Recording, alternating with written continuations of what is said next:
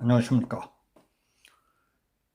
인간성은 권력을 쥐었을 때 드러난다고 했습니다. 요즘 이화영을 보면서 이재명의 경우를 생각할 때가 많습니다. 아무리 사람마다 다르다고는 하지만 쌍방울 불법 대북 송금 사건의 피고인인 이화영만큼 거짓말을 하는 사람은 흔치 않을 것 같습니다.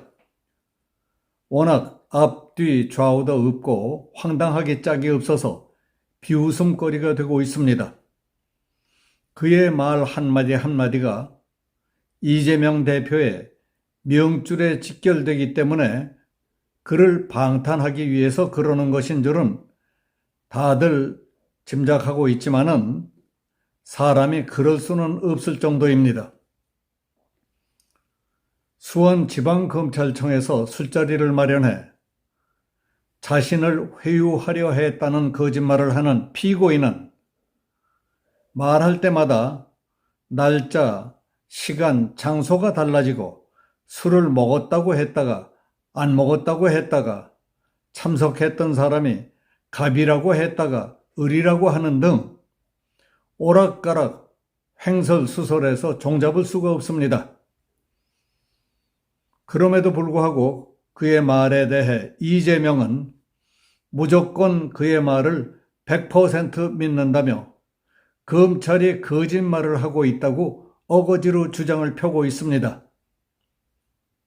따라서 진상을 파악하기 위해 민주당 내에 특별대책단을 구성해 30여 명을 수원지청과 대검찰청, 심지어 구치소까지 보내 항의 시위를 하는 등 부당한 압박을 가하고 있습니다.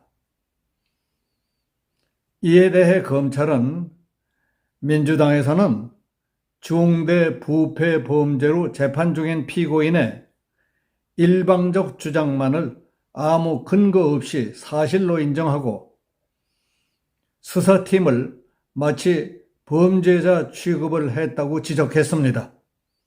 그리고 이화영의 주장이 계속 거짓으로 드러나고 있는데도 민주당은 감찰이니 탄핵이니 국정조사니 특검, 검찰 해체 운운하고 있다고 지적했습니다. 이에 더해 이화영 피고인이 술자리 회유에 CCTV 몰카 등의 의혹까지 제기하자 검찰은 24일 실제 영상 녹화 조사실 CCTV 녹화 시연 영상을 공개하며 음해성 허위 주장이라고 반박했습니다. 이 조사실은 이 피고가 술자리가 있었다고 주장한 장소이기도 합니다. 검찰은 법률 전문가인 변호사가 적법하게 설치해 운영하는 영상 녹화 조사 장비에 대해 법적 근거조차 확인하지 않고 있다고 했습니다.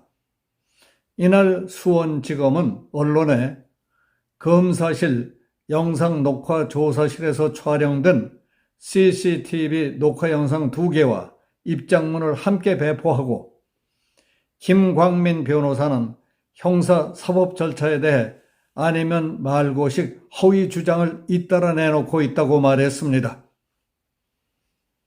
이화영의 변호인인 김 변호사는 전날 자신의 페이스북을 통해서 CCTV를 설치할 거면 보이게 설치하고 피고인에게 인지시켜줘야 한다면서 피고인 몰래 카메라에 법적 근거를 밝히라는 글을 올리기도 했습니다.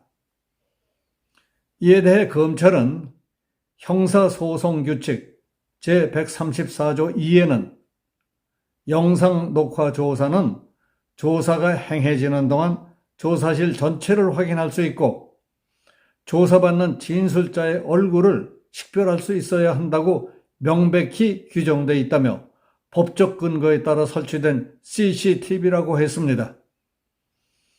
검찰은 또 영상 녹화 조사실에는 조사실 전체 모습을 촬영하는 카메라와 조사받는 사람의 얼굴을 식별할 수 있는 카메라 등이 설치되어 있다며 이는 전국 검찰청이 똑같다고 했습니다. 검찰은 이화영 피고인 측의 의혹 제기는 허위 사실, 허위 주장으로 형사사법에 대한 국민의 신뢰를 저하시켜 국가 형사사법 시스템을 붕괴시키려는 것으로 반드시 그 책임을 져야 할 것이라고 했습니다. 그리고 피고 측이 검찰청 술자리 회유 의혹을 거듭 제기하면서 음주 장소, 일시, 음주 여부, 교도관의 입회 여부 등을 두고 여러 차례 주장을 번복하자 검찰청은 출정 기록과 영상 녹화 조사실 사진, 법정 녹취록 등의 자료를 잇따라 공개하며 정면 반박하고 나섰습니다. 이것뿐만이 아닙니다. 최근 총선 때도 누구나 느낀 일이지만 전 국민에게 돈을 주겠다는 공약은 민주당이 독단적으로 결정해 선거 기간 내내 전국 방방곡곡에 홍보 선전하더니 이제 와서 새로 생기는 어마어마한 빚 13조 원은 정부대로 떠안으라고 하다니 이게 말이 됩니까? 그렇게 하면 인플레가 촉발된다는 것을 걱정하는 사람이 민주당 안에는 한 사람도 없습니까? 당신들은 당장 무슨 수를 써서든지 표와 의식 얻는 것만 생각합니까?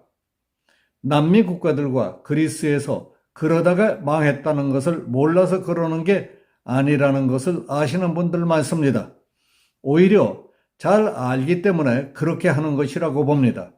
민주당은 선거 때 국민 1인당 25만 원씩 돈을 퍼주겠다고 큰소리 쳤습니다. 나라야 빚을 지든 말든 나중에 국민들이 빚더미에 깔리든 말든 아랑곳하지 않고 우리가 돈을 뿌릴 테니 우리에게 표만 찍어라 하고 난리를 쳤습니다. 그러더니 이제 와서 추경 예산을 짜서 하든지 국채를 발행해서라도 그 돈을 주자고 생떼를 쓰고 있습니다. 정부 예산은 때 쓴다고 쓸 수 있는 것이 아니지 않습니까? 정부 각 부처와 예산 당국이 1년 내내 사업 계획을 짜고 수없이 협의 조정하고 심사, 검토, 수정, 보완 절차를 거쳐야 합니다. 다음 해에 정부가 정책적으로 중점을 둔다거나 새로운 사업을 하려면 타당성 조사를 하는 등 한 푼이라도 아끼기 위해 최선을 다하고 있습니다. 그리고 국회에서 심의 조정 절차를 밟습니다. 사업 규모가 큰 것은 국회 토의 의결 과정에서 여야가 협의 조정하고 각 상임위원회, 예결위원회 등 1년 내 씨름을 해서 결정하는 것입니다. 그처럼 까다롭고 신중한 절차와 과정도 거치지 않고 특정 정당이 멋대로 대국민 공약을 만들어 선전한 뒤 구경을 하든 추경을 하든 국채를 발행하든 돈 내놓으라는 것은 어디식입니까? 합리적인 방안과 적법한 절차의 필요성 등을 강조하면 우리 당은 돈을 주려고 해도 정부 여당의 반대로 어렵다며 악선전으로 나쁘게 몰아가는 정치 파괴 공작에 매달릴 겁니다. 이 얼마나 펄쩍 뛰고 분통 터질 일입니까? 링컨은 사람의 성품은 역경을 이겨낼 때가 아니라 권력이 주어졌을 때 가장 잘 드러난다고 했습니다. 모든 것을 마음대로 할 수 있고 아무도 뭐라고 할 수 없는 위치에 올라섰을 때 자유의지로 어떤 선택을 하느냐를 보면 성품이 가장 적나라하게 나타난다는 말입니다. 권력을 쥐면 성품이 좋은 사람은 권력을 약자를 위해 쓰지만 성품이 좋지 않은 사람은 자기 지위를 누리는 데에만 쓴다는 것입니다. 보십시오. 누구는 이번 총선 과정에서 당을 자신의 법률 리스크를 완벽하게 방탄할 수 있는 사당으로 만드는 데 성공했습니다. 과정이 어떻든 결과적으로 국회의원 재선에도 당선됐습니다. 그가 못하는 짓이 있습니까? 청나라 황제 강희제는 인재를 논할 때 반드시 덕을 기본으로 삼아야 한다고 했습니다. 학식, 경력, 지위, 환경 등 어느 것도 타고난 성품을 대신할 수 없다. 나라나 어느 단체나 조직의 지도자는 일단 성품이 성실하고 좋아야 한다. 특히 믿을 수 없고 사악해서는 절대로 안 된다고 했습니다. 이재명의 경우는 어떻다고 보십니까?